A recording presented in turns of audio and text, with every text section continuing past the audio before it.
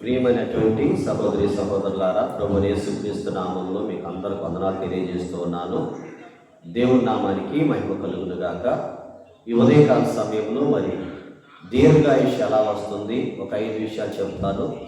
Outlines మాత్రమే నేను చెప్పదలుచుకున్నాను ఈ వీడియో ముఖంగా. గమనించండి, దీర్ఘాయుష్ ఎలా వస్తుంది. మొట్టమొదటిగా తల్లిని తండ్రిని సన్మానించడం వల్ల దీర్ఘాయుష్ వస్తుంది.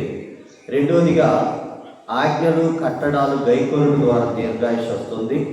మూడవదిగా దేవుని మార్గములు నడుచడం వల్ల దీర్ఘాయుష్ వస్తుంది. నాలుగవదిగా దేవుని వాక్యాన్ని చదివి అనుసరించడం వలన దీర్ఘాయుష్ వస్తుంది. ఐదవదిగా దేవుని యందు భయభక్తులు కలిగి ఉండటం వలన దీర్ఘాయుష్ వస్తుంది. ఈ 5 విషయాలు పాటిస్తే ఆ దేవుడి నుండి ఆ పరలోకాన్ని మనం సంపాదించుకుంటాం. ఈ భూమి మీద ఉండగానే ఈ 5 విషయాలు ప్రతి ఒక్కరు కూడా సంపాదించుకోవాలని కోరుకుంటూ ఈ వీడియో ముఖంగా మీకు తెలియజేస్తూ అవుట్లైన్స్ మాత్రమే నేను వీడియో చేస్తూ ఉన్నాను. ఇది గమనించండి. ప్రభు చిత్తం అయితే వీడియో మొత్తం ఎక్స్ప్లెనేషన్ ప్రభు చిత్తం మరొకసారి వివరిస్తాను.